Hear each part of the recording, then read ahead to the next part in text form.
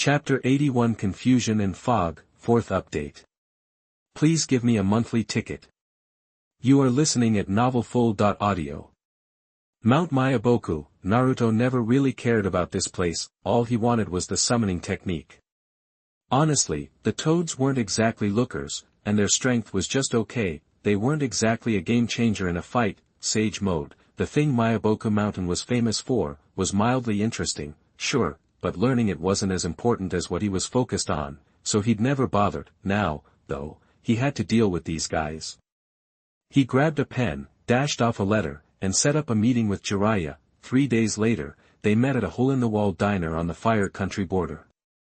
"Wow, Naruto, you've shot up in the last year," Jiraiya said, looking down at the blonde kid and shaking his head. He paused, then added, "Nice duds, too. Way better than Minato's sense of style, guess he got his mom's genes in that department." "You haven't changed much either, Jiraiya," Naruto said, gesturing for him to sit. Jiraiya scratched his head, chuckling. "At my age?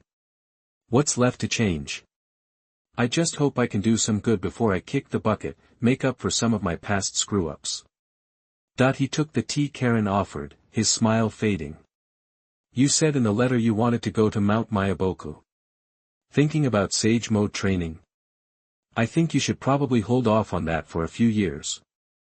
It wasn't that Naruto didn't need the training, the problem was his age. First step in Sage Mode was balancing your spiritual and physical energy. Then you mixed in natural energy, got all three in harmony, and then you were cooking with gas. Naruto was still a kid. Even though he was strong, his chakra, his body, everything was still growing. The balance he found this year could be thrown off by next year's growth spurt, and all that training would be for nothing.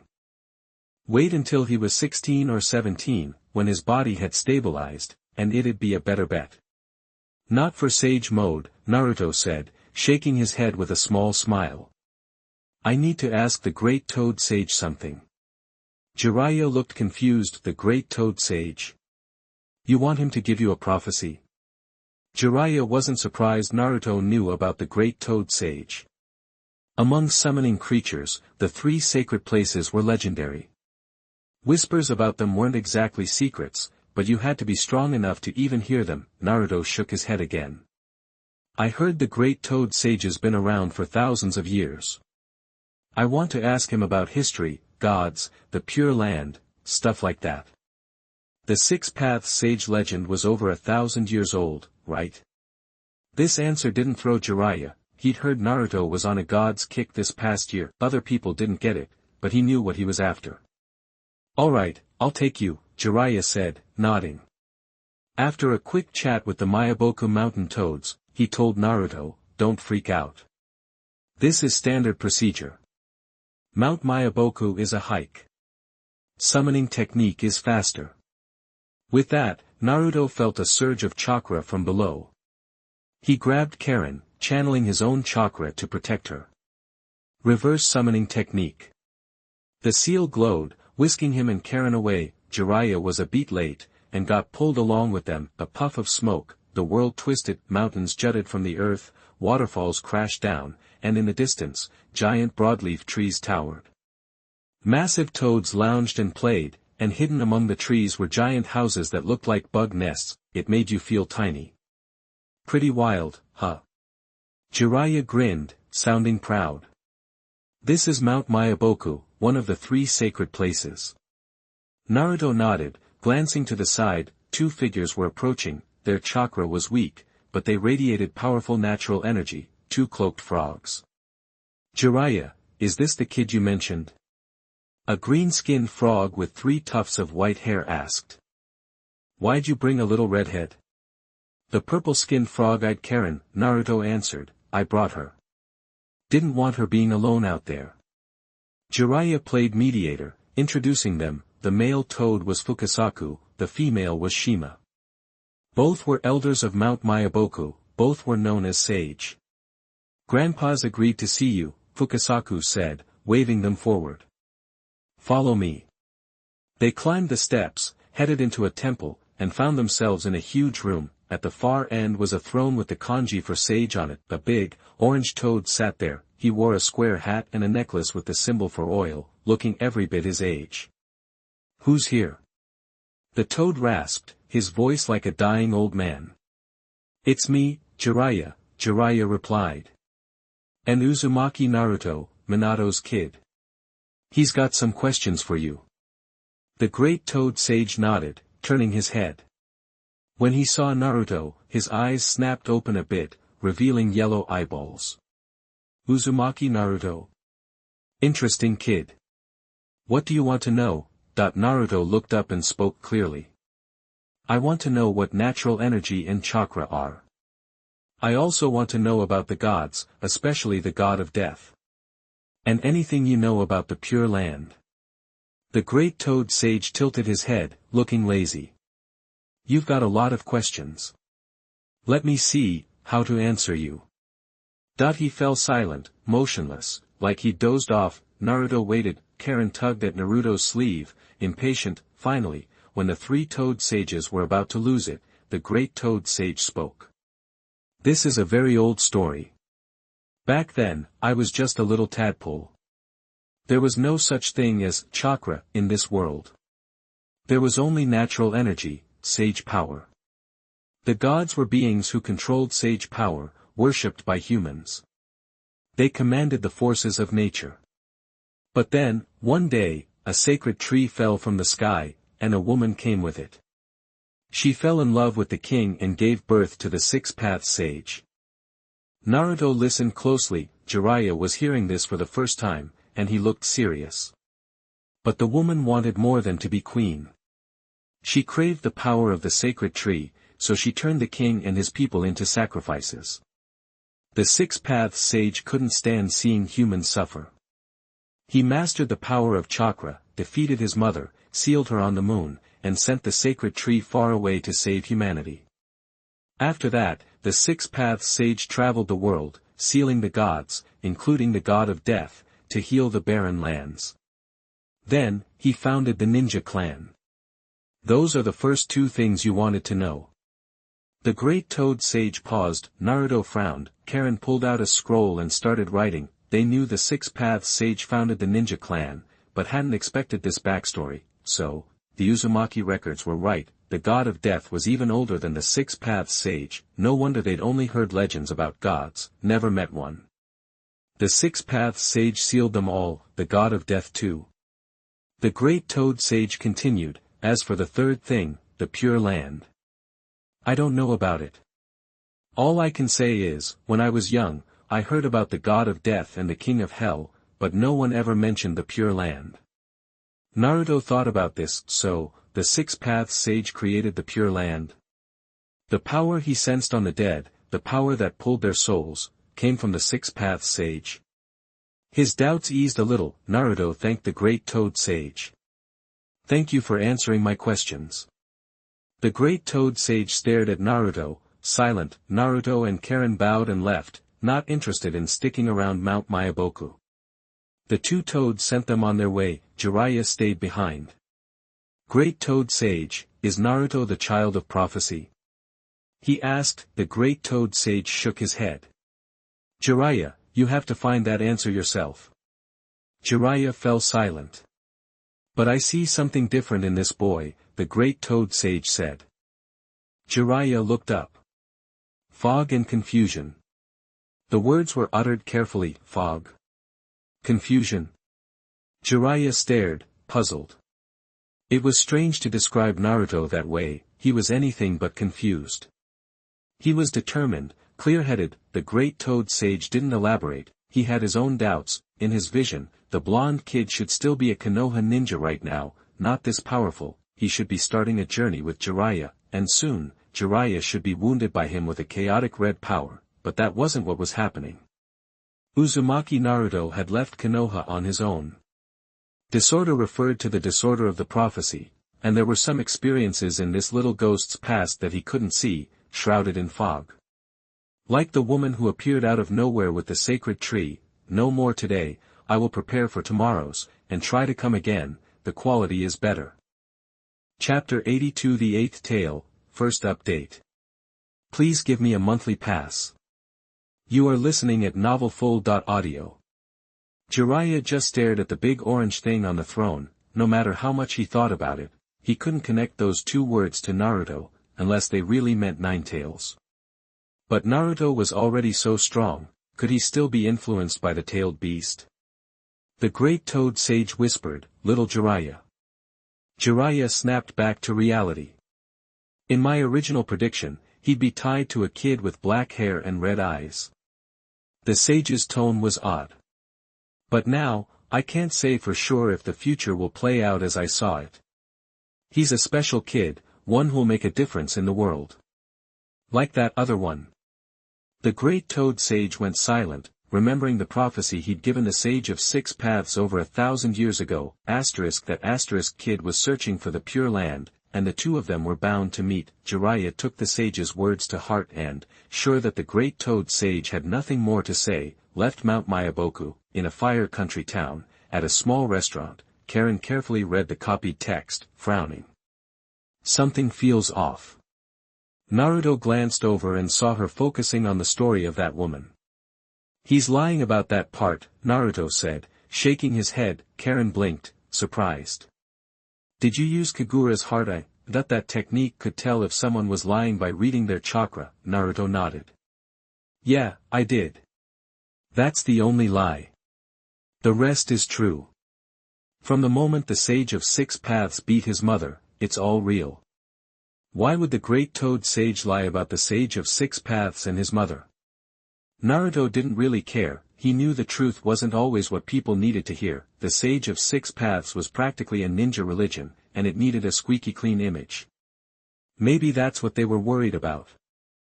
Karen nodded thoughtfully. She'd wanted to use Kagura's inner eye at Mount Myaboku, but she'd been too afraid. The toads there had a scary aura, way beyond the level of a regular jonin. She started to speak. White smoke flashed across the table. Karen shut her mouth. Jiraiya had been reverse summoned. He grinned at Naruto. The great toad sage doesn't seem to have cleared up too many of your doubts. At least I know some of the history, Naruto said calmly. If you can weed out some wrong guesses, it'll be easier to find the truth later. And one thing was for sure, the great toad sage had been alive for over 1,000 years. Did that mean Dragon Cave, the other holy land, had similar ancient beings? How's your control over the Ninetales power coming along? Jiraiya asked, finally addressing what he'd been wondering. Naruto smiled. We're getting along pretty well now. I probably won't be able to use Dad's technique. Jiraiya grunted, confused. What did he mean? He couldn't use it. I made a deal with the Ninetales not to force him to use his power, Naruto said seriously. So, there's no need. Jiraiya laughed. You and your father really are alike. But Naruto, you're wrong. Minato didn't create that jutsu to suppress the Ninetales. Jiraiya looked down, nostalgic. Your mother was a Jinchuriki, too. Minato always worried about her. That technique was to help Kushina and the Ninetales coexist better. Coexist better? Inside Naruto, the Ninetales flicked his tail. He agreed. Minato was a good guy. If he had to pick a Jinchuriki partner, he'd choose Minato over Kushina any day. Jiraiya's face grew serious. But before I teach you that technique, there's something you need to understand. There's a really important question. Can you completely resist the Ninetales' power? Minato set up a door inside you. To learn that technique, you have to open that door first. He paused. When you use the Ninetales' power, you've probably noticed that the more you use, the harder it gets, and the more likely you are to lose control. Naruto nodded. Before he unleashed the sword Azura, he'd been at serious risk of losing control whenever he used the Ninetales. That's because tailed beasts' unique life forms let their chakra and consciousness mix together, Jiraiya continued. If you want to borrow the Ninetales' chakra, his consciousness comes along for the ride. You were just a baby when Minato sealed the Ninetales inside you. For your own safety, he added another layer of sealing to the seal already holding the Ninetales. That stops the Ninetales' power from affecting you too much. If you open that door, all the Ninetales' power will be unleashed. His hatred will come out full force. If you can't resist, the Nine Tails will devour you and resurrect completely. Naruto. Are you ready for that? Naruto took the golden kodachi from his waist and put it on the table. Jiraiya stared, confused. When I use the Nine Tails power now, I don't feel like I'm losing control, Naruto said softly, staring at the blade. Ashura had given him more than just a boost in his jutsu, it had connected him to the Nine Tails, especially after he'd made his promise. That connection had become way stronger. But I haven't tried borrowing more of the Nine Tails power yet, he added. He'd mastered Ashura the Night Kensei Rokuguruma and the others had caused trouble. Then Urahara Kisuke and Shihun Yoruchi had fled to the human world and disappeared. He and the Nine Tails had started to reconcile a year ago, when Jiraiya had told him the truth about his parents' death, before going back to Soul Society. Naruto had worried that no one would be able to stop him if he lost control, and he was worried about hurting Karen, so, he'd never had a good chance to try releasing more tails. I see, Jiraiya said. But we can give it a shot, Naruto said, grabbing the hilt of the knife and smiling. I don't think the nine-tailed fox is the embodiment of hatred, like you said. Karen remembered what Naruto had said to that awful woman in the Hidden Mist village, the one who weighed more than she looked. The tailed beast is a mirror. If that was true, what Naruto reflected couldn't be that bad. Nine Tails, want to try it? Naruto asked in his mind. The nine-tailed fox snorted, not denying it.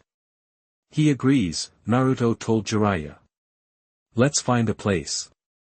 After dinner, they found a clearing in a forest, far from any people. Jiraiya sent a message to Konoha to avoid any panic or riots if too much power was unleashed. Naruto set up a sealing ritual around them, just in case. If he lost control after transforming into a tailed beast, the seals would activate, suppressing and imprisoning him. Jiraiya was careful, too. He summoned a big toad and called the two sages, Fukasaku and Shima, to be ready to go into sage mode at any moment, help with the sealing, and stop Naruto. When everything was ready, Naruto stood in the center of the sealing ritual and raised his two swords. He chanted the spirit's words. Howling and wailing, singing of mercy, resentment and rotation, nine-tailed Ashura. Chakra surged, and golden light covered his body. The huge spirit pressure rolled over them, shaking the trees. Under Jiraiya, the toad with a loyalty necklace on his neck took 2 steps back. Even the scattered aftermath was a bit much for him to handle, for now. Boss Bunta and the others would be better suited for this kind of thing.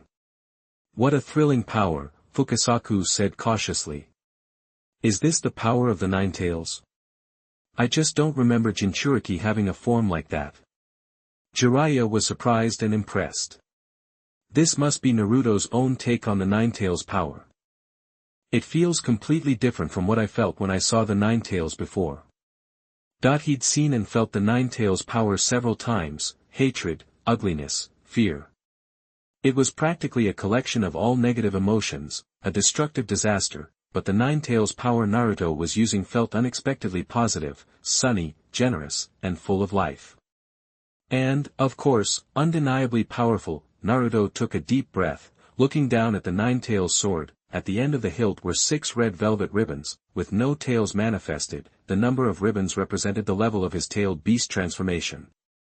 9 tails, he called out in his mind. The big fox didn't say anything, but he lent his strength without hesitation. The ribbon at the hilt split, and a 7th appeared. He was still in control, with no feeling of being eroded or losing himself. Naruto figured he could push it further. He took more of the Nine Tails power. The 8th ribbon split and appeared. He was still in control, but Naruto suddenly sensed a strange chakra in his inner world. It wasn't his, or the Nine Tails, or Ashura's power. It was just a tiny wisp, and it felt weak, but also strong in a different way.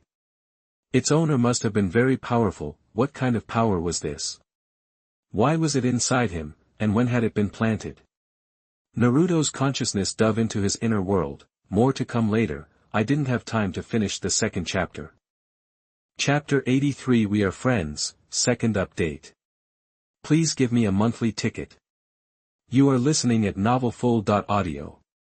Inner space, the sewers of his mind. Naruto was immediately slammed by the Nine Tails' raw, angry chakra, a sensation he hadn't felt in ages. Behind the red, barred gate, a tall, blonde ninja figure stood grinning, his hair wild, he sensed the owner of this inner world had arrived. Turning, he greeted Naruto with a warm, gentle smile. "Hey, Naruto." Naruto's eyes scanned him from head to toe. He took in the white, short-sleeved robe with red trim, the 5 kanji characters neatly printed on the back, then, his face, almost an exact copy of the one carved into Hokage rock. The 4th Hokage, Naruto and the Nine Tails, one calm, one furious, said the title together. The Nine Tails was pissed. It couldn't deny Minato was a good guy, but he was also the one who'd sealed it up again, splitting it in two. "Why are you here?" Naruto asked. He struggled to keep his cool. He'd imagined a lot of scenarios before coming in here, but his dad being here wasn't one of them. "When I set the seal, I left a chunk of my chakra behind. It's designed to appear in your consciousness once the 8th tail is released," Minato Namikaze explained, his voice as calm as his expression. "It was supposed to be a safety net, to keep you from losing control and going berserk. But it looks like... Naruto, you're doing way better than I thought you would. I'm glad we could meet like this."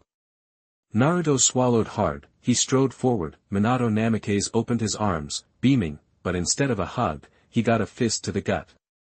A perfectly aimed punch, honed in the white fighting course and countless spars with Yoruchi, enough to sting, but not enough to break the chakra. Minato's face contorted in pain as he stumbled backward. The Nine Tails chuckled, its resentment easing a little. "That really smarts," Minato said, clutching his stomach, a nostalgic grin on his face. "In that respect, you're definitely your mother's kid. Why'd you seal the Nine Tails inside your own son?" Naruto demanded, fists clenched. "Sure, it's okay now, but before. I suffered a lot because of you." Minato looked away, sighing. "I only brought sad memories to your childhood. I really don't deserve to apologize to you as a father." Naruto also looked away, head held high. "But hear me out," Minato continued softly. "There's a reason why I only sealed half of the Nine Tails chakra in you. First, it was the most I could do at the time.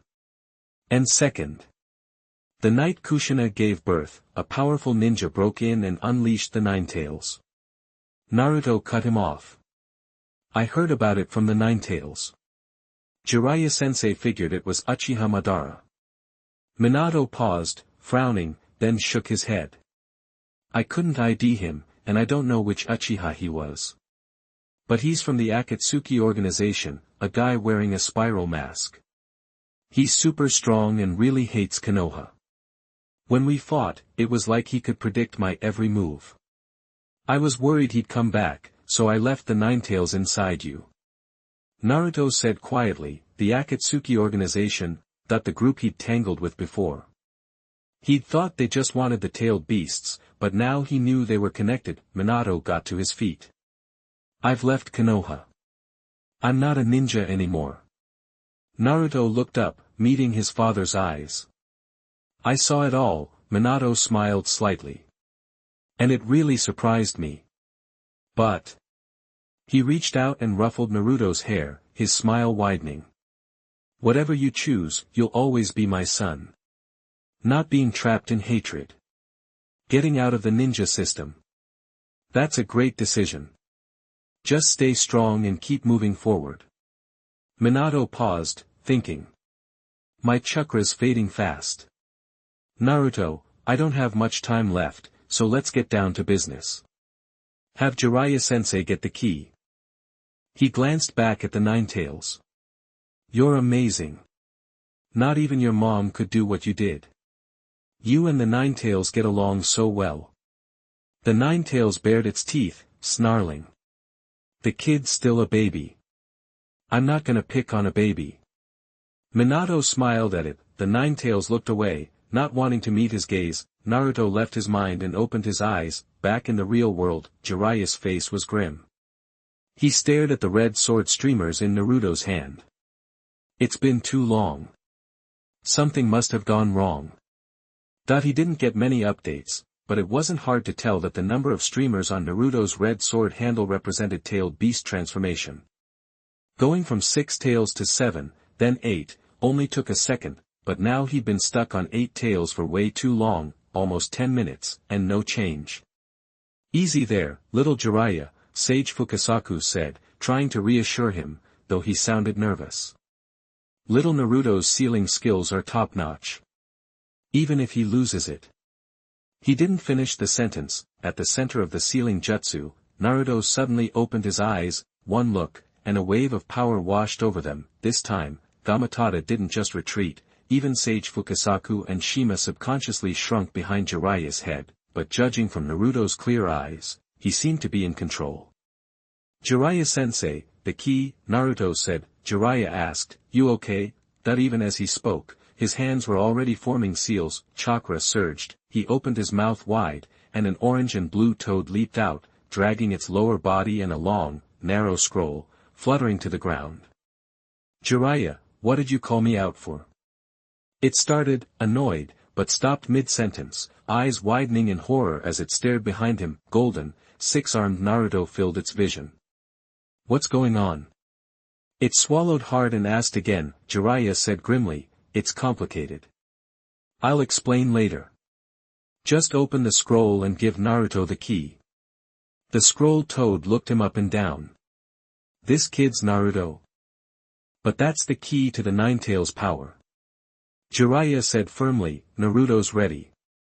He's transformed into the Eight Tails, but he hasn't lost his mind."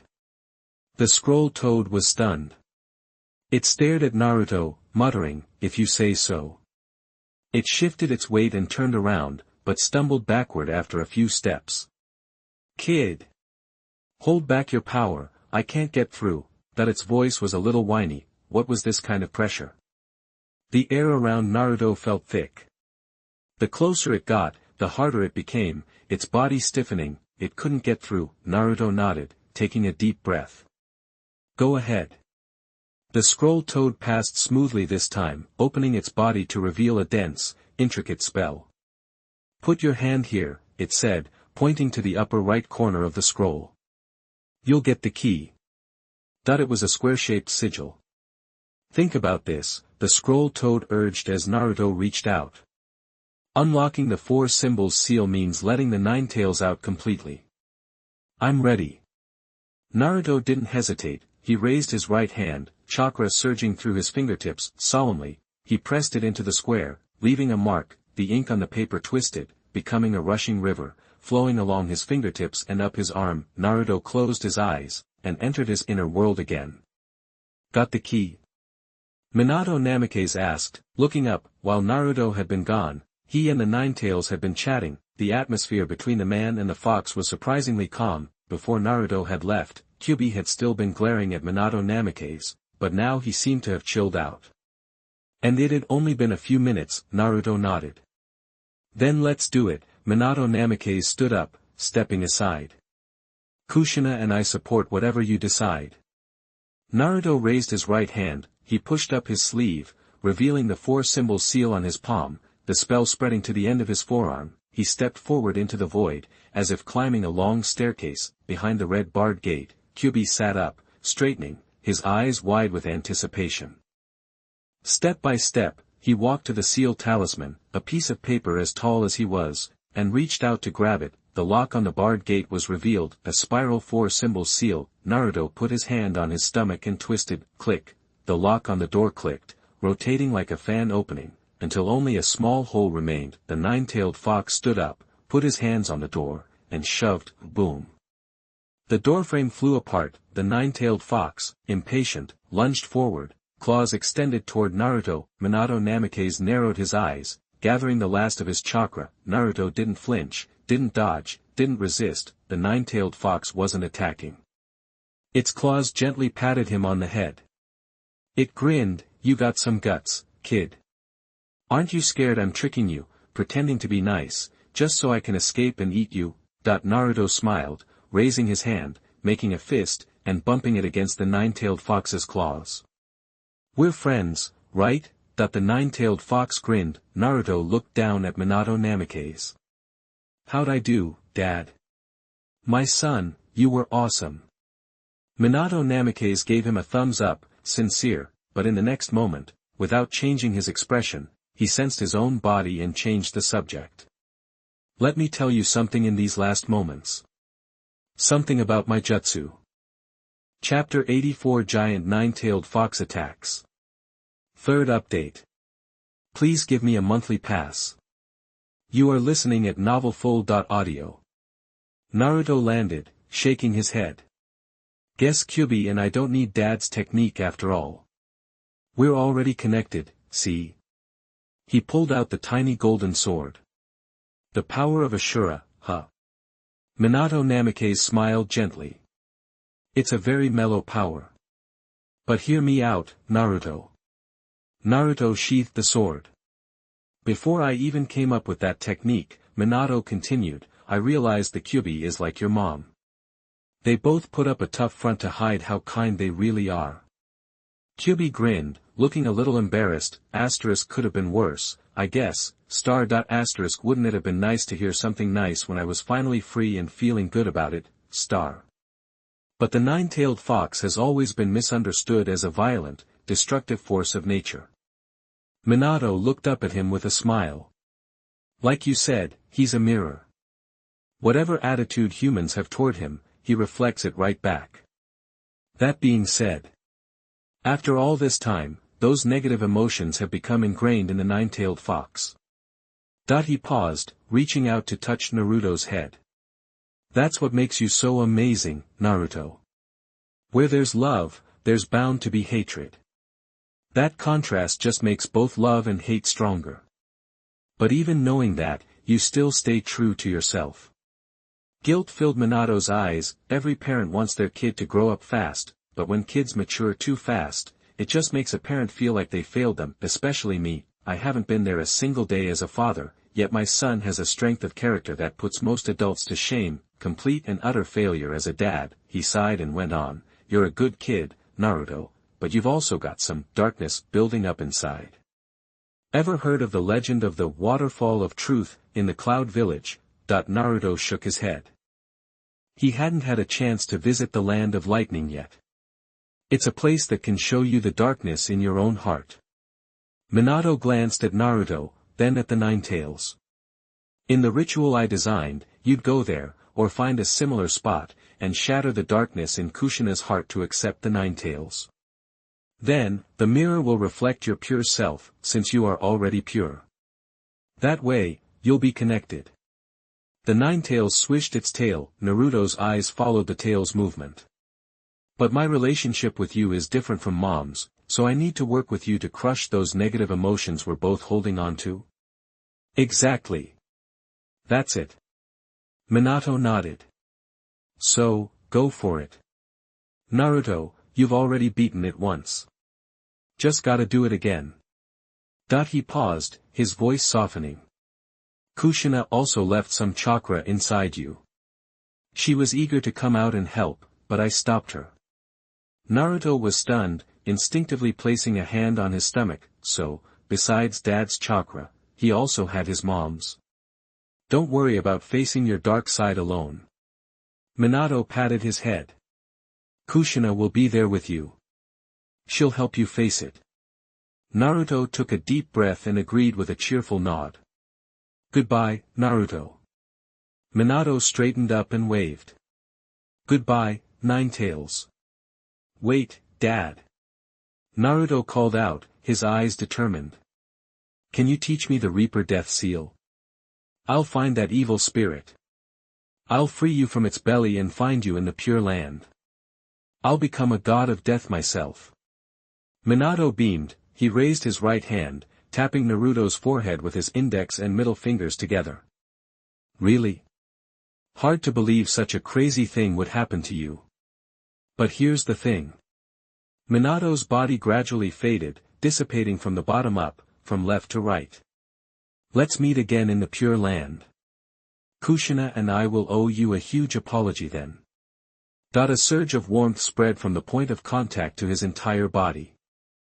It was the complete knowledge of the Reaper Death Seal. As this knowledge settled in, Minato Namikaze's figure vanished completely, leaving nothing behind. Naruto. The Nine-Tails moved closer, sensing the wave of emotions. Naruto looked up and grinned. I'm okay. Actually, I'm really happy. I finally got to see my dad. I'll become a god of death myself. Death isn't the end. We'll meet again. The Ninetales sat down beside him, acknowledging his words, back in the real world. That kid's already undone the four symbols seal, Fukasaku said, staring at Naruto's stomach. The unraveling technique was clearly visible, even through his clothes. No reaction at all. The scroll toad had already fled back to Jiraiya. He could sense that the power within Naruto was gentle, brimming with life. Still, even though it was gentle, it was overwhelming. It scared him stiff. Karen frowned. She had absolute faith in Naruto. In the year they had been traveling together, there wasn't a single problem he couldn't solve, but these toads were getting on her nerves. They kept worrying out loud, making her start to panic. It's still under control for now, Jiraiya guessed, frowning. Maybe he's communicating with the Ninetales. As he spoke, Naruto's aura suddenly calmed, the golden light faded, and the swords dimmed. The 9 velvet streamers on the red sword gathered and condensed into one. Naruto opened his eyes. Jiraiya felt a pang of concern as he noticed Naruto seemed down. Naruto, what's the situation? He asked quickly. Naruto nodded. It's all good. I'm thinking about trying a new way to use this power. Jiraiya blinked. New way?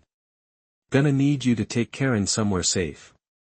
Naruto waved his hand. Asterisk somewhere safe, star. Asterisk is it because the power is so intense, star. Jiraiya took Karen and several toads and retreated a good distance. Naruto raised his sword, chanting liberation. The chant hasn't changed.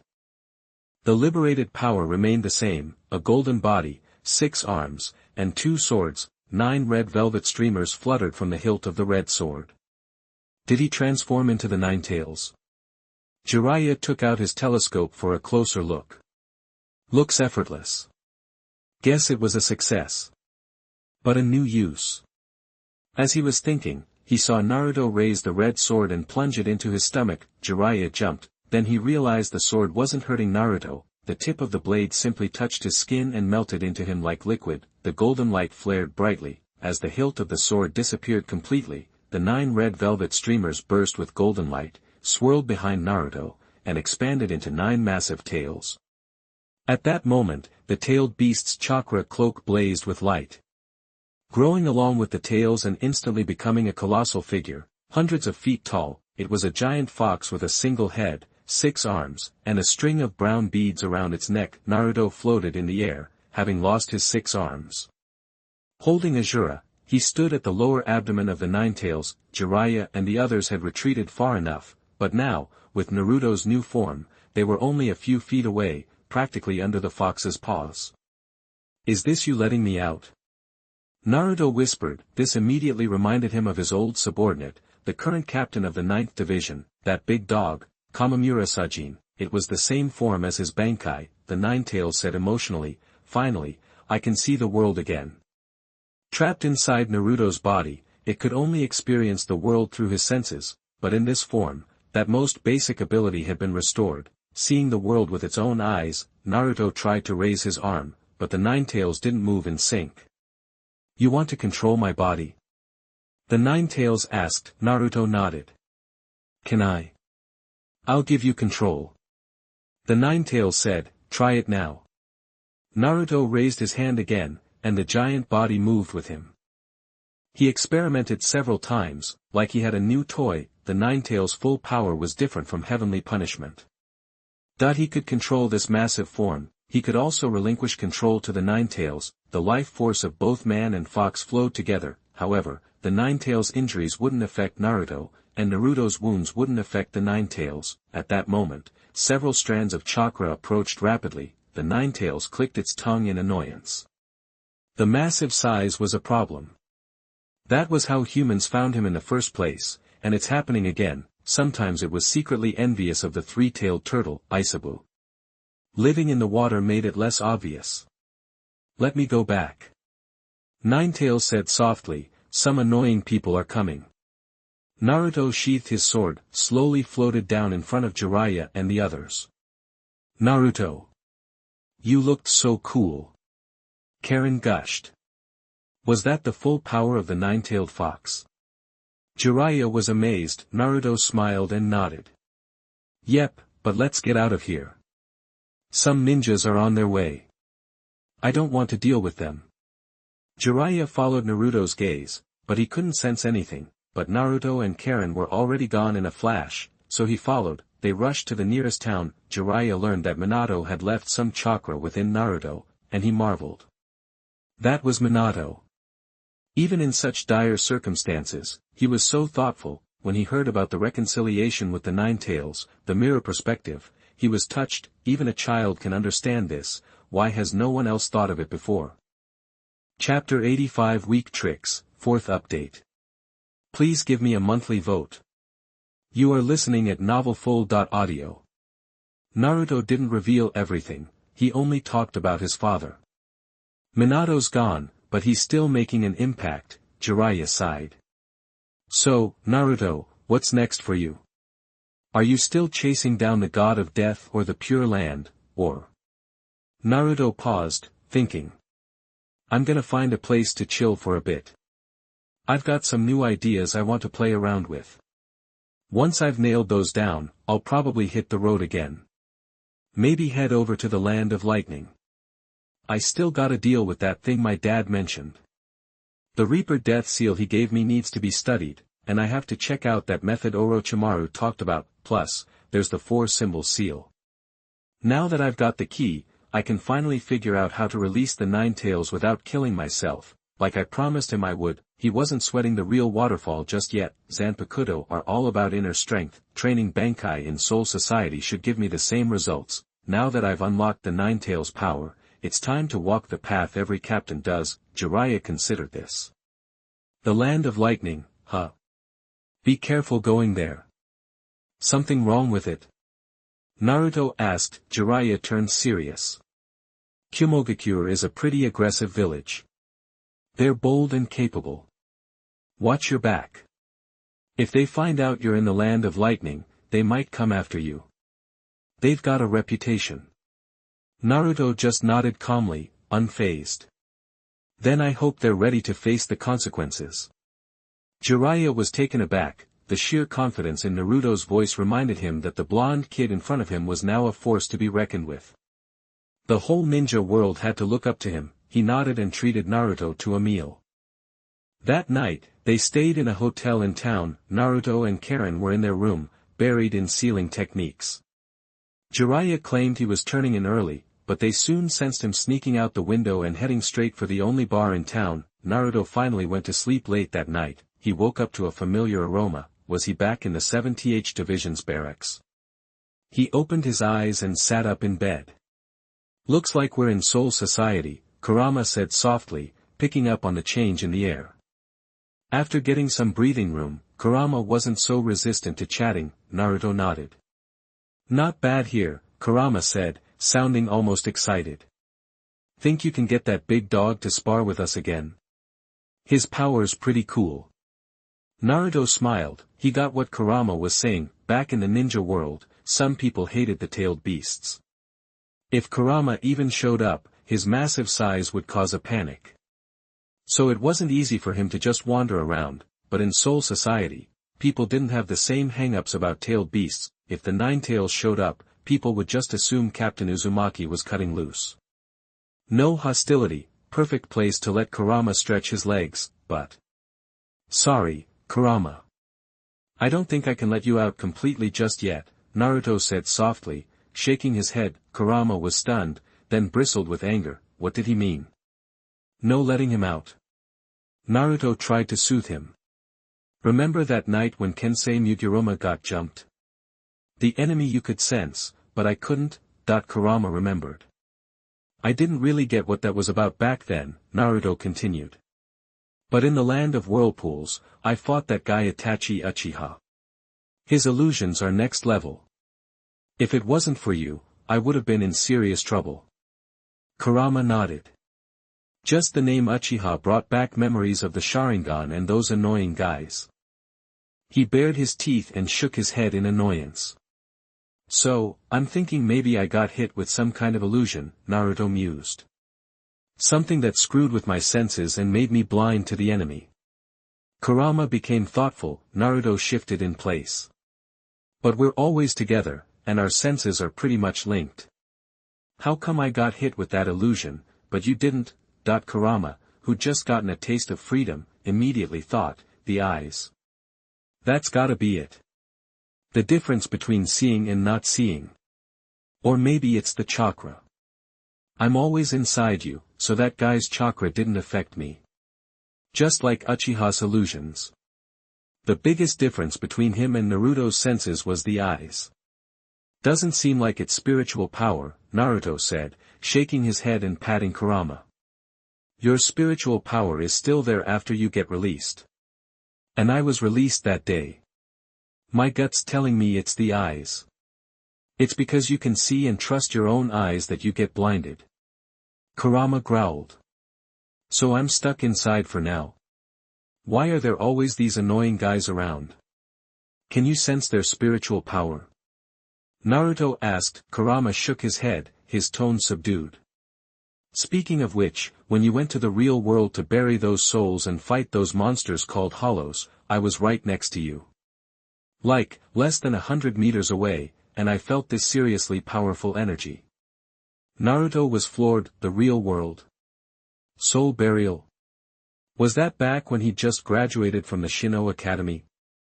He hadn't unlocked Azura back then, and his senses weren't as sharp as they were now, but he shouldn't have missed a strong presence that close, or had he been under the illusion even back then? Kurama continued, that same energy.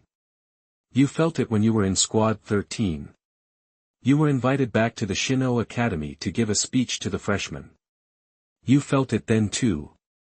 Naruto's heart skipped a beat. A freshman speech at the Shino Academy? A gentle, mature face wearing black-framed glasses flashed into his mind. Sosuke Aizen, he'd been there too. Yoruchi's warning, after all this time, rang in his ears again, be careful of Sosuke Aizen. Could it really be him? He was such a gentle, trustworthy guy. Hard to picture him pulling something like this, and when, how, did he cast that illusion? Naruto, you got any guesses? Kurama asked. Naruto sighed. Yoruchi warned me to watch out for Sosuke Aizen. He was at the Shino Academy too. I'm starting to wonder, could it really be him? Kurama, I'm gonna need you to put up with this for a little longer. If it really is about eyesight. You might be the only one who's not under the illusion. And I need to make sure you stay that way. Kurama reluctantly agreed. Fine. Naruto got up, changed, and headed to the office. Along the way, the squad members and officers greeted him. Captain Uzumaki, good morning. Morning, Captain Uzumaki. Their energetic greetings made Naruto grin. He felt a little better and nodded back with a smile, when he got to the office door. Captain Uzumaki, sleeping in a little. Seems a bit lazy, a man drawled. He was wearing a captain's haori too, with black and white stripes painted on his face so heavily that it was completely blurred. He grinned and gave Naruto a mock-friendly greeting. Naruto knew him, former third seat of Squad 12, current captain of Squad 12, Mayuri Kuratsuchi. Captain Kuratsuchi. What can I do for you? Naruto asked politely. After dealing with Orochimaru, he'd picked up a few tricks for handling scientists who seemed a little off. Such a shame about Urahara's defection, Mayuri said. I never got a chance to study him and those hollowified Shinigami. Of course. And his collaborations with you. Naruto just looked at him, silent. Mayuri didn't seem to notice. He kept talking. I didn't get to say hello when I took the job. I've been busy going through Urahara's work. But unfortunately, the parts about you were all destroyed by him. Nothing left. He paused and held out a hand. Urahara said I was the second biggest genius after him. But I think I'm just as good. Anything he can do, I can do too. So, Captain Uzumaki, let's work together. Naruto didn't shake his hand. Instead, he unleashed his spiritual pressure, which washed over Mayuri like a tsunami. If you want to show me you're serious, get rid of whatever's in your hand. Captain Kasuke wouldn't use such an obvious trick to test a captain. Mayuri smiled, eyes glinting, and withdrew his hand. You truly are someone Urahara valued. Naruto's spiritual pressure was easily shrugged off. This man, who'd also risen from the third seat, was clearly qualified to be a captain. As for working together, Naruto said softly, there aren't many people as talented as Captain Kisuke. I want to test you. See if you're really the second biggest genius. Or just another worthless pebble. Mayuri grinned. What a dissatisfactory description. Captain Uzumaki, I am no worse than him. Naruto went into the office and wrote out the summoning technique on a few pieces of paper. Use this to prove yourself. Mayuri craned his neck. What curious content. It's nothing like Kido. It's a technique involving space, Naruto said simply. I'm hoping you can come up with some results. Mayuri reached for the paper. Intriguing. But I'd still like to take over Urahara's research as soon as possible. I'm far more interested in you, Captain Uzumaki. Chapter 86 What kind of power is that? Thanks to the leader. You are listening at NovelFull.audio. Mayuri Kuratsuchi's greedy gaze was obvious. He wasn't even sure what was so special about Naruto, but Kisuke Urahara had repeatedly denied his requests to join research on Naruto and guarded against him fiercely. Even while busy escaping, Urahara had taken the time to wipe all Naruto-related research data. Only publicly available results remained, like Artificial Corpse and Artificial Corpse Type 2. Those amazed him. He understood the former. However impressive, it used the same tech as the Soul Reapers, a vessel for weak souls, prepared for those who might have faded away in the previous Disappearance of Souls event, but Cyborg 2, he'd been puzzling over it for years, unable to fully crack it. Cyborg 2 almost shattered the barrier between flesh and spirit. When a Soul Reaper entered it, they weren't completely cut off from their spiritual energy like in a normal cyborg. They could actually use their power inside it. The tech wasn't mature enough to contain powerful souls, though, when Mayuri tested it himself, it blew up the second he got in. The lieutenant's spiritual pressure could also easily destroy it. Only low-ranking officers and ordinary squad members could use it. And they couldn't use their Shirkai or any Kido above level 20, or it would overload the cyborg. Mayuri had spent years trying to improve Cyborg 2, but the underlying technology was completely different from what he usually studied, leading to almost no progress. That's when he thought of Naruto Uzumaki. This tech might be related to the youngest captain, the one who could beat a Bankai with just his Shirkai. Naruto politely smiled Mayuri away. After finishing up, he studied Shiki Fujin and the 4 symbols seal in his office. He'd studied the summoning technique before. It was clever, sure, but it only involved teleporting something within the same space. Through the gate was better since it involved teleporting between 2 separate spaces. Giving Mayuri that technique was just to see what a scientist more professional than himself could come up with. A few days later, in a pub in the Siriidai. Naruto, you want to learn Bankai? Shunsui Kairaku set down his glass, looking at Naruto. So soon. Isshin Shiba, at the same table, took a swig. Naruto's a captain now. It's not that surprising he's learning Bankai, right? Kairaku shook his head, but didn't say anything. Shiba Isshin didn't get it. Naruto's situation was different from any other Soul Reaper. Usually, Soul Reapers fully mastered their Shirkai after learning their Zanpakuto's name, but Naruto probably knew a fake name. He hadn't even fully mastered the power of that fake name yet, learning Bankai now. I've been getting along well with it lately and have fully mastered Shirkai, Naruto said, sipping his juice. He didn't like the taste of wine. It hasn't told me its name yet, but it's probably just messing with me. Isn't Bankai just about getting to know your Zanpakuto better? The learning process might let me fully connect with it. Kairaku nodded. I see. So please, Uncle Shunsui, teach me Bankai. Naruto was respectful. Kairaku slumped on the table. Why'd you come to me for this? Jushiro would be a great teacher too. Captain Yukitake isn't feeling well. Naruto grinned. You look pretty healthy, Uncle Shunsui. Kairaku tilted his head. I'm not feeling well either. Ever since Lisa left, I get aches whenever I'm busy. Naruto saw his chance. My Kaido skills aren't bad. If you teach me Bankai, I'll treat you. Kairaku buried his head. Speaking of which, that Kuchiki kid started practicing Bankai, Isshin Shiba said, staring at Kairaku. The lieutenant of Squad 5 is also getting ready to. Kairaku raised his eyebrows. So many people all of a sudden. The younger generation's growing up. Who's teaching Byakuya? Isshin Shiba replied, Captain Jinrei Kuchiki, of course. Kairaku immediately sat up, looked at Naruto, and said seriously, Naruto should go to Captain Jinrei Kuchiki then. He can definitely teach you a thing or two. Training Bankai with 2 swords isn't any different from one. Didn't you say you and Byakuya are friends? Captain Jinrei is a reliable senior. He'll be fine. Naruto sighed. No wonder the Captain Commander always tells me not to be like you. Kairaku chuckled, there was no harm in asking Jinrei Kuchiki for advice. Naruto liked the Kuchiki family. They were nobles and did things strictly, but they weren't arrogant like the Tsunoyashiro clan. The next day, he paid a visit and scheduled a training date with Captain Jinrei Kuchiki. On that day, in front of the Squad 6 barracks, Naruto met 2 unexpected people, like him. They were dressed as captains, wearing captain's Haori over black Soul Reaper uniforms. Sosuke, Sojiro. Naruto greeted them, looking at the 2 people behind them. What are you? Aizen smiled and stepped forward, waving for the Soul Reapers to come forward. Jin's starting Bankai training too. I was going to teach him myself.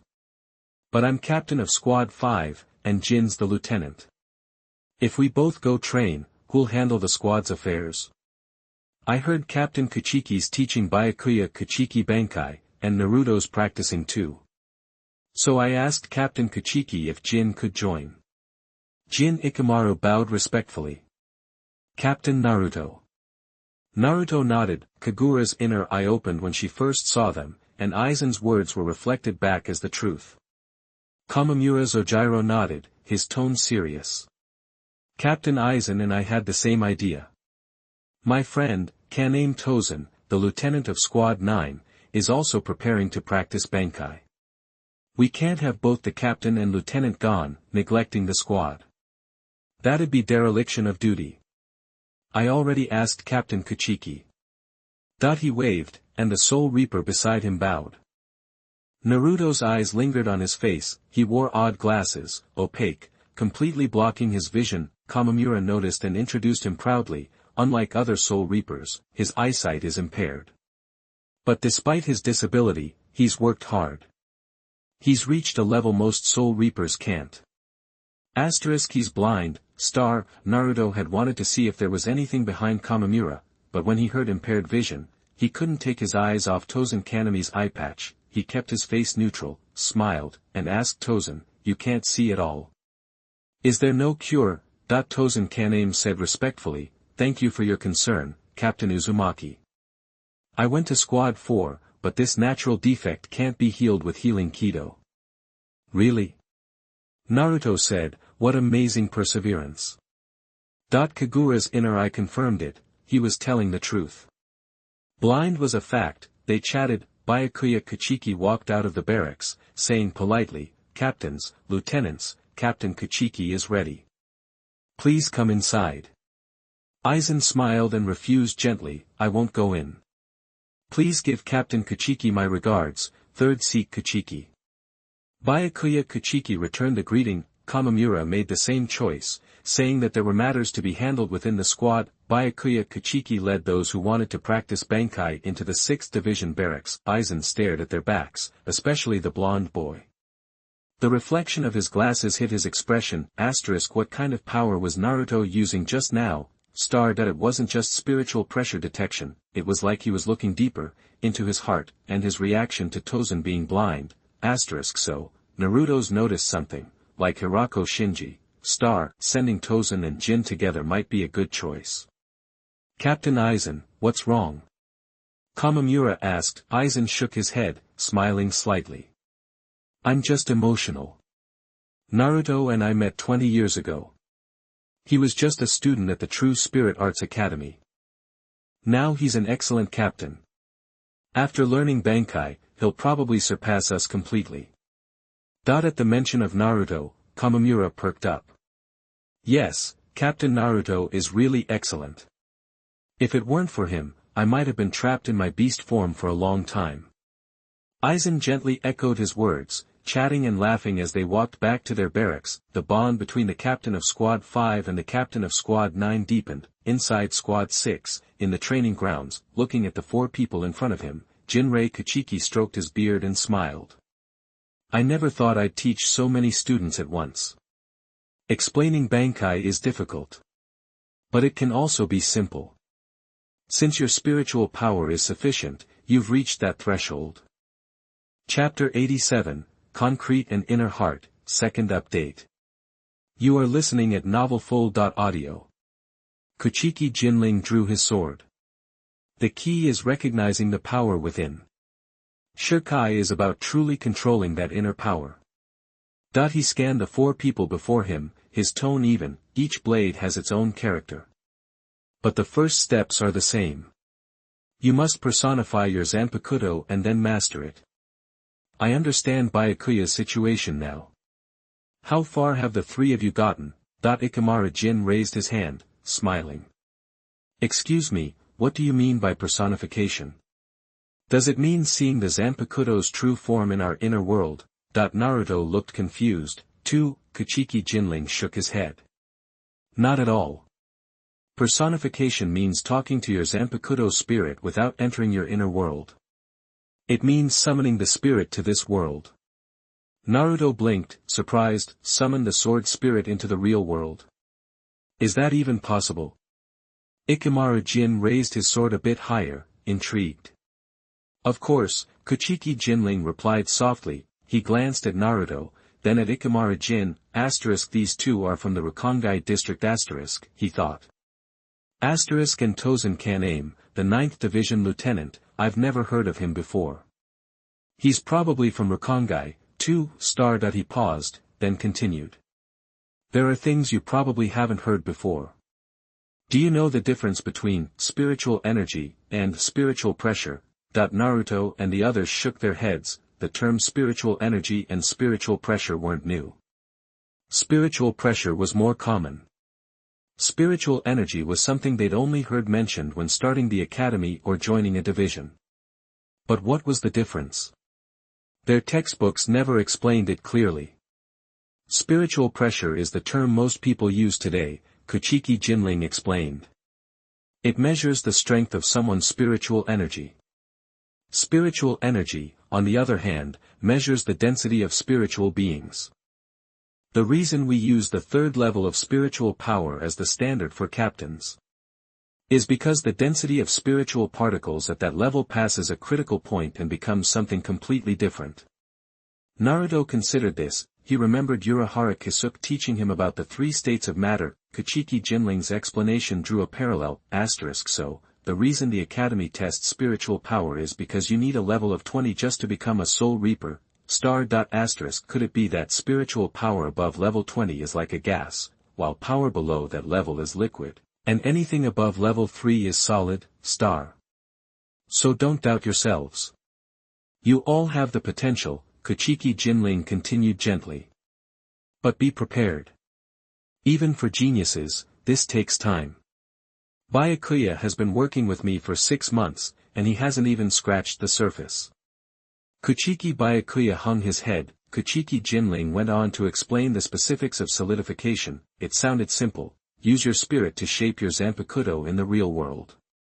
This sounded vaguely like something Urahara Kisuke and Mayuri Kuratsuchi would do, but the more Naruto listened, the more he frowned. He thought Shirkai was about an even deeper look at his heart, an opportunity to practice it while completing his father's final task of defeating the darkness inside him and Kyubi. Now he was learning that unlocking your Zanpakuto was about something very real. His relationship with Kyubi was unlike the bond between a Soul Reaper and their Zanpakuto, even though one part of the four symbols seal was unlocked, the other part still trapped Kyubi and him together. Feel free to use the 6th Division's training facilities, Kuchiki Jinling said, smiling. That's about it for today. Let's get started. Blade meditation was a skill soul reapers had to practice constantly, and it was the first step toward Shirkai. Naruto entered his inner world. "Kyubi, did you hear that?" "Yeah," Kyubi said, sounding almost hopeful. "Does this mean I can get out of here?" Naruto shook his head. "I don't know, but it's worth a shot." Kyubi seemed less reserved than usual. "I'll do everything I can to help." They began to try, but Kuchiki Jinling was right, solidification was difficult. Even when Kyubi's power left his body, something kept it from taking shape in reality. Naruto couldn't tell if he was failing at solidification or if the four-symbol seal was interfering. The others weren't having any luck either. There was no sign of materialization at all. When night fell, Kuchiki Jinling told them to stop and rest. There was no point in rushing Shirkai training. Trying too hard would only slow their progress. Naruto decided to treat himself and found an izakaya in the Suriidai. They were all around the same age, so it was easy to talk to each other. Tozen Kaname looked like an adult, but he was only a little over 100 years older than Naruto, and Byakuya and Jin weren't much older. After they had eaten and drank their fill, they returned to their respective divisions. Naruto sat on the roof of the barracks, staring at the moon. He was thinking about solidification, and he was also thinking about Tozen Kaname. "Tozen became a soul reaper way before me," Naruto said to Kyubi. He'd gotten a decent first impression of the guy. How bad could someone who can be friends with a giant dog actually be? At the izakaya, even though Tozen was quieter than Byakuya, he sounded honest and reliable, but something about him felt off. Kyubi nodded. "His talent isn't on par with you three brats." "It's not about talent," Naruto shook his head. "Do you remember what we were originally speculating about?" Kyubi paused, then remembered. "You mean your theory about the invisible enemy? The one who uses an illusion that relies on sight?" Tozen had impaired vision. "He couldn't see," Naruto nodded. "Exactly. If that's the case, wouldn't Vice Captain Tozen be perfectly suited to counter that enemy?" Kyubi found this interesting. "You're thinking of bringing him with you to find that guy?" "He joined the Gotei 13 long before I did," Naruto repeated. "He even noticed me." "Wouldn't the invisible enemy be more concerned about blind people than us?" That invisible enemy was incredibly bold. He even attacked several captains and lieutenants just to pull off whatever it was that he was planning. Naruto didn't think the guy would just sit back. If that person knew that someone was immune to his abilities, he wouldn't stay calm and do nothing about it, unless there were two possibilities. 1. His ability didn't require sight, or 2. He'd already taken care of the problem. "He's in the 9th division, Kyubi added, having thought it through. "Now he's the lieutenant. He must have been high-ranking before." It remembered clearly. The first ones to be attacked that day were Rikucho Kenpachi and his 9th division. "I'll get Basemon to pull his records," Naruto said, getting up and jumping off the roof. Less than 3 hours later, the file was on his desk. The 9th Division's mission logs from that period. Naruto flipped through it, and his eyes widened as he read the mission log from that day. 12 years ago, Tozen Kaname was the 5th seat of the 9th Division. He had been with Rikucho Kenpachi, stationed at the site where the souls were disappearing in Rukongai. That night, the 9th Division suffered heavy casualties. Almost 30 members died, including a large number of officers. Like the 3rd and 4th seats, only 3 people survived. Captain Rikucho Kenpachi and Lieutenant Jinabai had escaped. Only Tozen Kaname remained in the 9th Division. This had immediately caught the attention of Shunsui Kairaku, who was investigating the incident. But after questioning Tozen, he didn't suspect him at all. Tozen claimed the captain had sent him out on patrol that night. When he returned, the ground was covered with the bodies of the 9th Division members, and the captain and lieutenant were gone. As for anything else, he didn't encounter anything. The 8th Division collected evidence and confirmed that his story was accurate. Because of this, he was cleared and quickly released. He became the lieutenant of the 9th Division, since he was the only ranking officer left. So many people died, and he was the only one who survived, Kyubi muttered. That's pretty suspicious. After reading the file, Naruto had 2 theories. 1. Tozen Kaname was the invisible enemy. It made sense that a blind person would use his Zanpakuto's abilities against those who could see, or, as he had originally thought, the invisible enemy had recruited Tozen Kaname. turning a problem into an asset, the 9th Division headquarters, Sosuke Aizen led Jin through, and without exception, no one noticed them, not even the members they passed, the lieutenant's quarters. The door was pushed open. Tozen Kaname started to get up, sensing the energy from the person who had opened the door. He immediately greeted them, Lord Aizen. Yes. I just got word, Aizen said, smiling. Naruto-kun has requested the 9th Division's mission logs from that time. Tozen looked surprised. It seems he's noticed you. Aizen walked to the wall, opening the window that had been closed for so long and looked up at the moon. Even when it's a reflection, it's still light. It's not powerful enough, but it's enough to catch a glimpse of something that was hidden. Chapter 88 doesn't belong to me, 3rd update. You are listening at novelfull.audio. Dong Xian dropped to one knee, owning up to his mistake. My subordinate slip-up raised Captain Uzumaki's suspicions. Asterisk, just be careful, star. He didn't think he'd said anything suspicious to the captain today. No, this isn't your fault, Aizen said, shaking his head. Naruto's a very interesting guy. He's got a lot of secrets. He's always pulling out something weird and unexpected. Like those golden chains that held down several hollow captains that day, or that almost undetectable force he used to test me. Aizen turned away, continuing softly, he seems to have some kind of mind-reading ability. If he picked up on something suspicious, it's not because you weren't careful enough. He looked at Tozen Kaname. Naruto's still digging into this guy, so it's probably not straight-up mind-reading. The eye-patch-wearing Tozen looked up, shocked. Mind-reading? That gives me the creeps. Does that mean he knows everything? Don't look so spooked, Aizen said, his voice low. It makes you look weak. Naruto's not that powerful. Yet. But. This is the first time I've encountered this ability, and I haven't figured it out. Ikamaru Jin sighed, sounding excited. Even Aizen-sama doesn't know everything. I haven't achieved total omniscience and omnipotence, Aizen said calmly, showing no discomfort at not knowing something. Isn't exploring the unknown one of the great joys of being mortal? Yes. So, try to limit your contact with Naruto. At least for now. If he corners you. Aizen raised a hand, putting a finger to his lips. Don't answer. If you absolutely have to say something. Don't lie. Dong Xian responded, yes, I understand.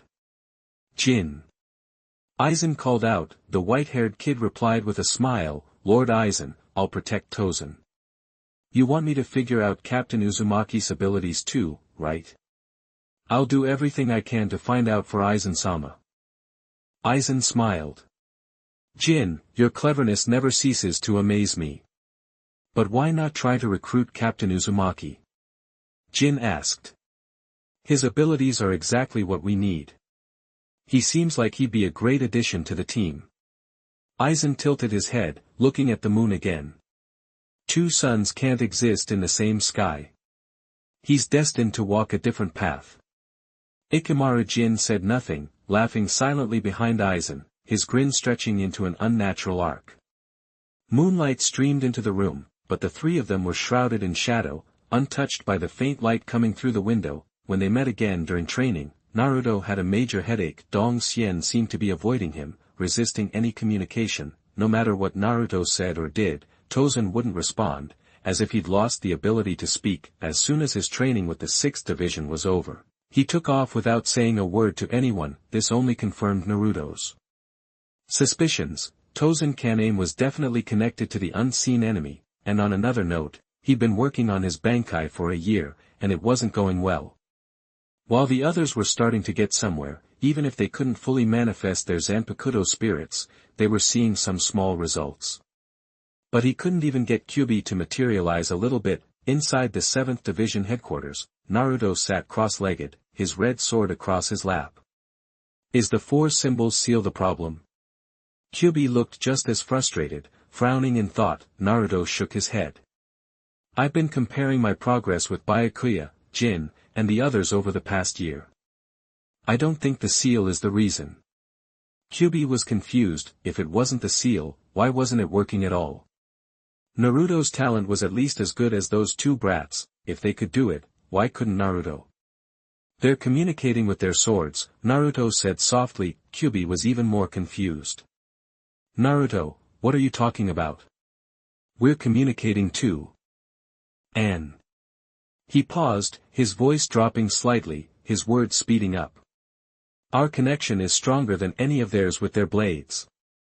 It's not about that, Naruto said with a smile. I've been thinking about this a lot. And I think I finally have an answer. Why can't I make it happen? Because I'm a Jinchuriki. Kyubi froze, he was thinking about the definition of Jinchuriki. Naruto spoke his thoughts aloud. Sealing a tailed beast inside your body and using its power to fight, that's what it means to be a Jinchuriki. I've been stuck on the idea that a Zanpakuto is just inner power. I automatically assumed you were my inner strength from the beginning. But Kyubi, you're an independent being. He paused, holding the Nine-Tails sword. Then he continued, his voice firm, so, the Nine-Tails sword isn't my power. It's power I borrow from you. This Kyubi sword isn't Naruto's. It belongs to you, Nine-Tails. The reason I can't materialize it or talk to the sword is because I can't. Simple as that. I'm not the master of this sword. The Nine-Tails flicked his tail, studying the red sword through Naruto's senses. So, this is my power. If I want Bankai, I have to practice Blade Zen like the Soul Reapers. That he was definitely more interested in the second part, practice, that was a word that barely existed in his vocabulary. You can try, Naruto said, smiling and nodding. But don't get your hopes up.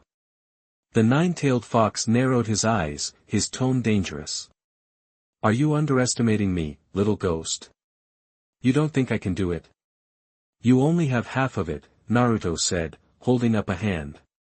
The other half of your soul is sealed in the belly of that creepy Shinigami. You're inside my head right now. The materialization has to happen in the real world. The nine-tailed fox said, oh, his hair falling around him. But it can't hurt to try. He paused, asking casually, how's your research on that four-symbol seal going? No breakthroughs yet, Naruto said, shaking his head. Some things just don't work on us. He had an idea. Now, could the four-symbol seal be used on the hollow-fied captains? The power that made them hollow, like the power of the tailed beasts, was also an external interference. He thought there was a good chance of this working, but the problem was, he couldn't find where they were now. The nine-tailed fox was no longer doubtful. Results weren't something you could force. It was plain to see Naruto was taking this seriously. He was working hard. Kyubi closed his eyes and began to try practicing Blade Zen. Naruto was putting in the effort, so he might as well give it a shot. Naruto took out the second sword. This sword was called Ashura. It hadn't made a peep since he first got it. He laid it across his knees, practiced Blade Zen, trying to communicate with the sword, but the result was the same as before. Ashura had no consciousness. It wouldn't respond, and that weak power was tightly wrapped by Ashura's strong, warm power. Oh, that weak power wasn't so weak anymore. It was much stronger than before, but it was still sleeping, brewing, like the embryo in a seed. It was gathering strength, preparing to break through the shell, waiting to sprout. Naruto carefully nurtured it and left his inner world. He thought, Ashura probably wasn't his power. Even though it was strong and warm, it gave him a similar feeling to the nine-tails without consciousness. It didn't belong to him. His own power should be that seed. It hadn't grown yet, it was hidden by the brilliance of Nine-Tails and Ashura. But Nine-Tails appeared in his body because of his father's seal, so, what about this power called Ashura? Why did it exist? Nine-Tails said Ashura was the ancestor of the Uzumaki clan, so, was it the power of his ancestors, protecting the children of the Uzumaki clan? Or was there another reason? After understanding the nature of the two swords in his hands, Naruto slowed down his Bankai training. The Nine-Tails sword would have to wait until Nine-Tails completed his soul and maybe until the seal was broken. The Ashura sword had no conscious response and had to wait for the seed to germinate. He began to focus on studying the four-symbol seal and Shiki Fujin. One day, Mayuri Kuratsuchi came to find him. It took you a year to study the summoning technique? Naruto looked at him. It's not like I wanted it to take so long, Mayuri Kuratsuchi said, shaking his head with a smile. Artificial bodies are really useful for the Shinigami who go to the human world. The captain had me focus on studying it and rolling it out to the 13th division. That was a big hassle. I only have time now. The technique you gave me is really interesting. It's actually related to space technology. He reached out, covering the table, he mobilized his spiritual power, no incantation, no seals, a small spell formation quickly emerged under his palm, with a soft bang, white smoke appeared, and several books materialized out of thin air. Mayuri Kuratsuchi narrowed his eyes. Like this. Any Kido with any connection to space is outlawed by the Central 46. But the one you gave me, Captain Uzumaki, is surprisingly safe. These are the results of my research. Naruto sensed the books, confirmed there was nothing strange about them, and reached for one. There was a snap. Mayuri Kuratsuchi slapped the book, stopping Naruto. Careful. This one could be dangerous. How about the next one? Captain Uzumaki. Chapter 89 Lies and Truth, 4th update. You are listening at novelfull.audio. Nirvana was always so eager, always so keen, while spiritualism didn't offer much in the way of serious study, and wasn't particularly difficult. As a research topic it wasn't exactly groundbreaking, still, it offered a glimpse into a strange and vast system of knowledge, and no real scientist can resist the allure of knowledge. I've got an idea. Naruto paused, taking his hand off the book. Just hang tight for a minute. He got up and left, returning a short while later with a rabbit. Nirvana narrowed his eyes. Even though Soul Society was a world of the dead, it still had a fully functioning ecosystem, so animals naturally existed, but still, what kind of research could a rabbit possibly factor into? His own research always started with the soul. I placed a seal on this rabbit, Naruto explained, setting the rabbit on the table. It's got a power stored inside. I want Captain Nirvana to break the seal and extract the power intact, without hurting the rabbit. He had briefly turned the rabbit into something like a Jinchuriki. A rabbit's life, Nirvana scoffed. Captain Uzumaki is so kind. But is this seal connected to you in some way? Naruto replied smoothly, Captain Kisuke wouldn't ask questions that aren't relevant to the research itself, like you do. Nirvana clicked his tongue again, louder this time. Oh, and just a heads up, Naruto added, tilting his head. I'm not holding out much hope that you'll actually be able to crack the seal. After all, even Captain Kisuke couldn't manage it. Nirvana's aura suddenly intensified, becoming sharp and cutting. His tone was harsh. Captain Uzumaki really puts too much faith in that man. If he was so capable, he wouldn't have run away from Soul Society like a rat. Just because he couldn't undo it doesn't mean I can't. He grabbed the rabbit by its ears. Just you wait, Captain Uzumaki. But next time, I'll want more than just this. If you fail, you can always come by and pick up a new rabbit, Naruto said with a smile. Nirvana stormed off, watching him go. Naruto sighed. Urahara Kisuke hadn't really bothered delving into cracking the 4-symbol seal. He had just mentioned it offhand, but, as expected, a little bit of competition could be a powerful motivator. He picked up the book and started flipping through it. Even just on the first page, Naruto had to sigh. Urahara Kisuke's assessment was spot on. Nirvana was indeed incredibly smart and talented. He had transformed spiritualism, putting his own spin on it, and performed it as a ghost technique. The difficulty wasn't high, roughly equivalent to a binding spell numbered around 20 or 30, the technique was simplified, even simpler than before, so much so that, in the next book, Nirvana had derived the reverse channeling technique, combining it with the Shuanpa technique to develop a method for using the psychic technique to achieve rapid spatial transfer within the same space. But having only had a year, the technology wasn't quite perfected. Nirvana candidly admitted the flaw in the technique. The activation time was too long, making the space transfer largely pointless. and it was incredibly difficult to master. It required not only extremely precise control of spiritual power but also lightning-fast reactions. Besides, Nirvana wasn't particularly interested in that kind of power. Further research would take up too much time. He stopped there. However, he also wrote that if Naruto was interested in the technique, he could continue the research in exchange for whatever Naruto was willing to provide. He deserved Urahara Kisuke's recognition. These books had been incredibly helpful to Naruto. The long lifespan of a Soul Reaper meant that major life changes were few and far between. Naruto's life consisted of handling squad business and studying the 4 elephant seals and ghoul seal. Occasionally, Kyubi would grumble, blaming Namake's Minato for sealing away half of him, preventing him from mastering Bankai. Or Nirvana would show up at his door, looking dark and demanding a new rabbit. Breaking the 4 elephant seal was proving to be incredibly difficult. The person applying the seal only needed to seal it, but the one breaking it had to consider so many other factors. Before he knew it, the cherry blossoms were blooming again. Aizen Sosuke paid him a visit, after the greetings were exchanged. Naruto-kun, you aren't too busy lately, are you? Aizen asked. Naruto shook his head. Would you like to attend the opening ceremony of the Soul Reaper Academy? Aizen offered. Naruto blinked, looking out the window. It's the first day of school again already. But why did Sosuke think to invite me? Aizen smiled. Naruto-kun, you know I attend the opening ceremony every year. Every year, I hear students express their desire to meet Uzumaki Naruto, the youngest captain. They look forward to it so much. I wanted to fulfill their wish, so I came to invite you.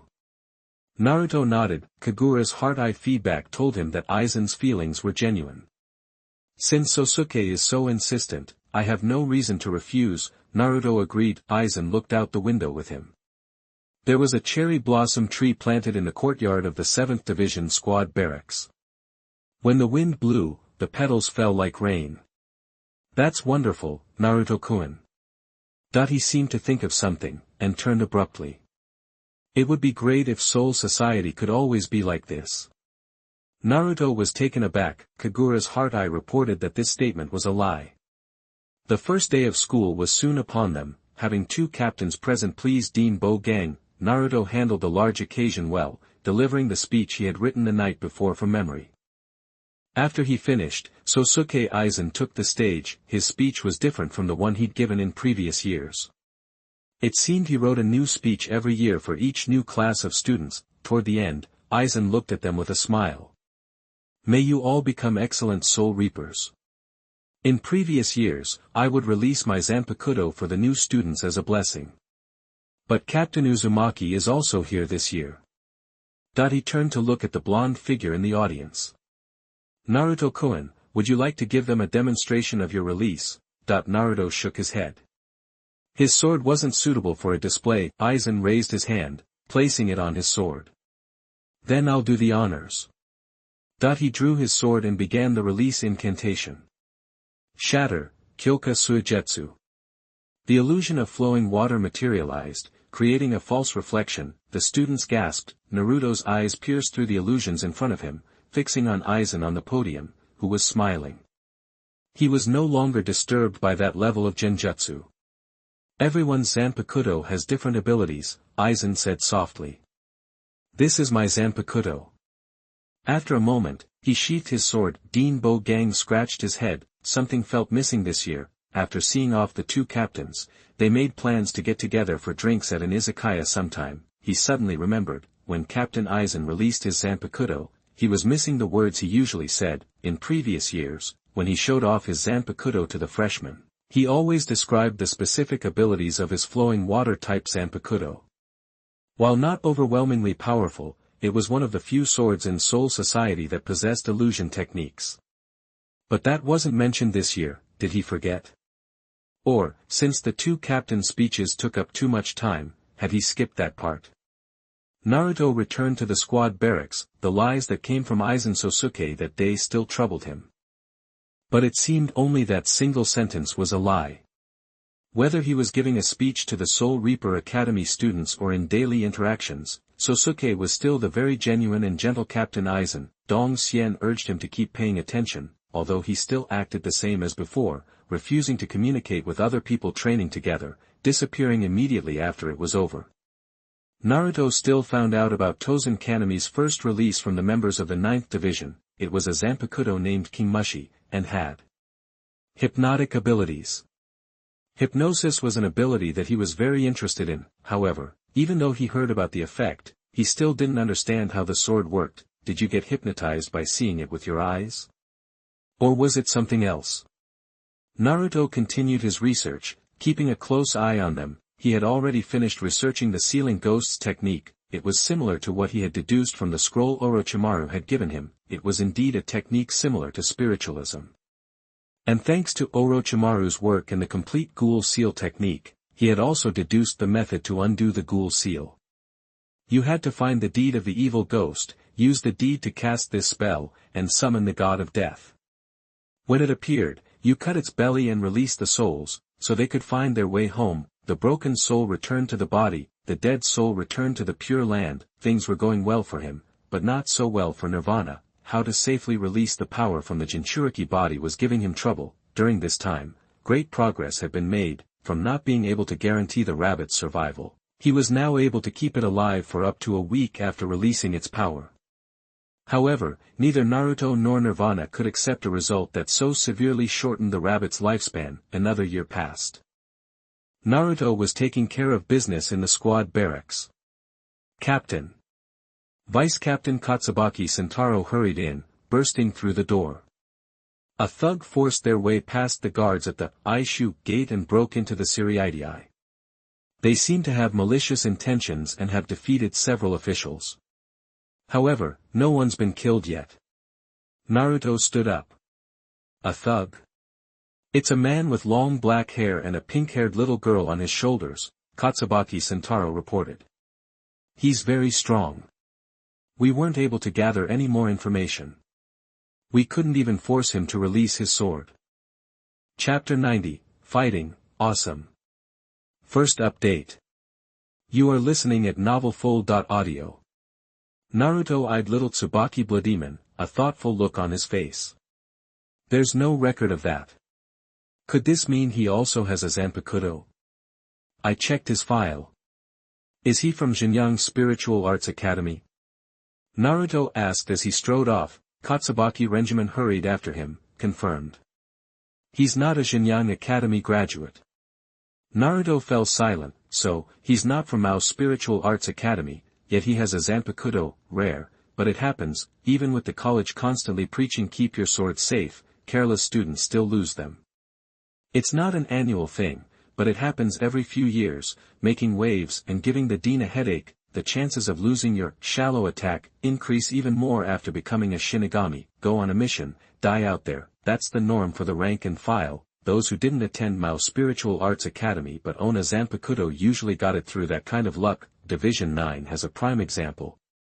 The Eastern Immortal Master I've been keeping tabs on, his blade wasn't originally his. He inherited it, poured his own spirit into it, and began to understand it. They picked up their pace. As they neared Qinglu Gate, a powerful spiritual pressure erupted, blanketing the area. Before even seeing anyone, wild laughter echoed. Nobody tougher around here. This is getting boring. Finally, another guy who might give me a decent fight.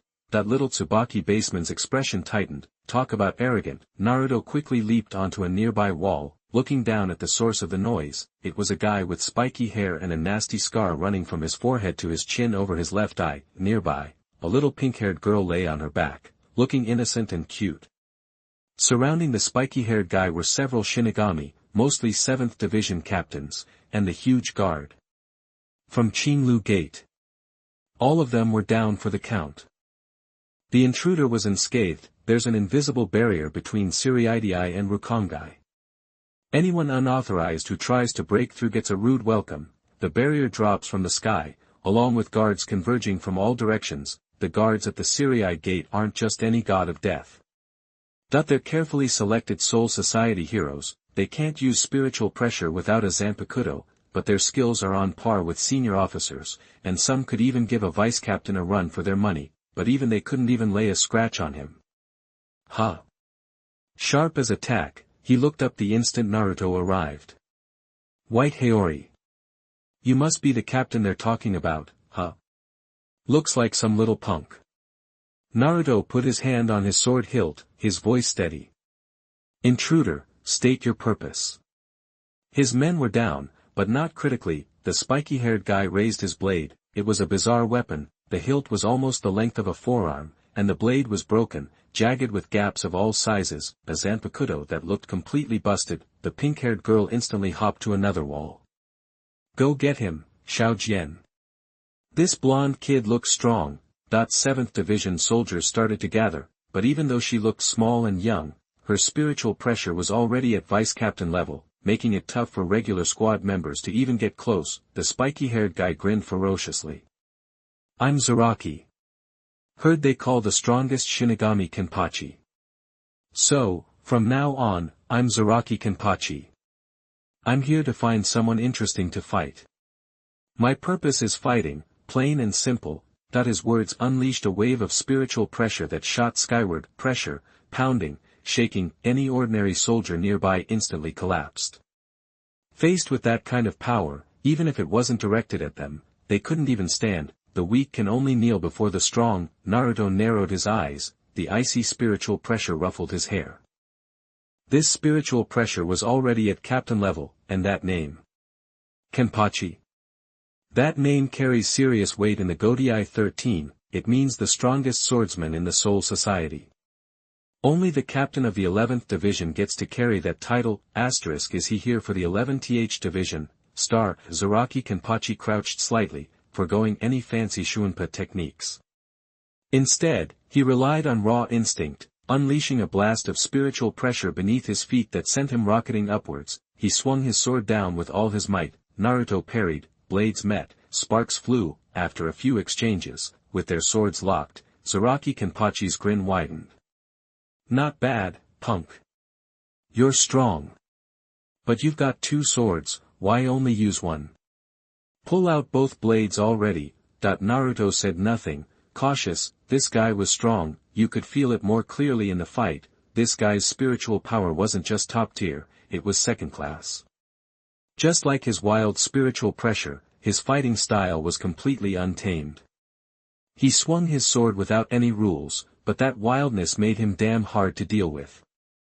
There were almost no openings, and even if there were, this Kenpachi Zaraki didn't give a damn. Even if he got hurt, even if the nine-tailed fox sliced him across the chest, he'd just laugh and keep swinging. This wasn't some trade blows tactic, he was genuinely enjoying getting hit by the enemy and hitting them back, a man fighting like a wild animal. Baniman. Naruto kept his eyes on his opponent, but spoke to his vice-captain nearby. Katsubaki Banemon stood and placed his hand on the hilt of his sword.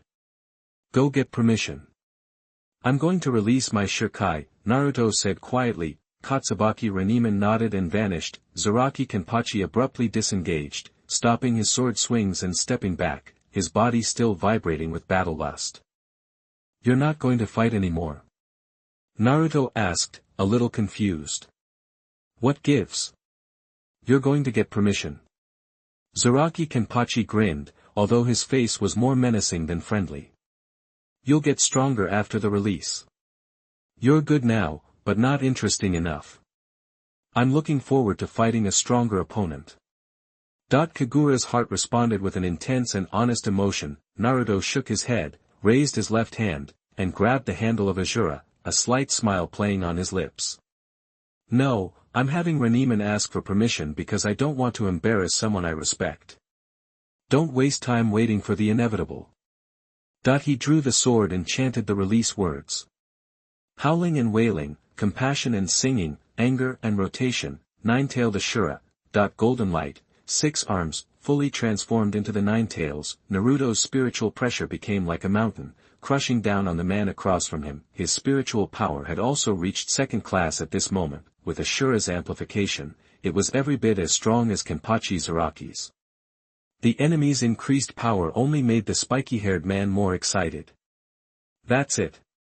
He raised his sword and charged again. He swung and chopped, their swords clashing. You only have 2 swords? Kenpachi Zaraki asked. Naruto was puzzled. Shouldn't 6 arms mean 6 swords? He fought harder, his style more unrestrained, hungrier for a stronger opponent, Naruto countered. You've got 2 arms, but only 1 sword. Besides, these 4 arms aren't just for holding swords. But, aren't you going to release it? Kenpachi Zaraki shook his head. Release? Like you. I don't know any of those fancy tricks. The sword's just my tool for fighting. As long as I can swing it and cut down the enemy, that's enough. His smile became more ferocious. Naruto fought seriously. In terms of pure swordsmanship, he was slightly outmatched.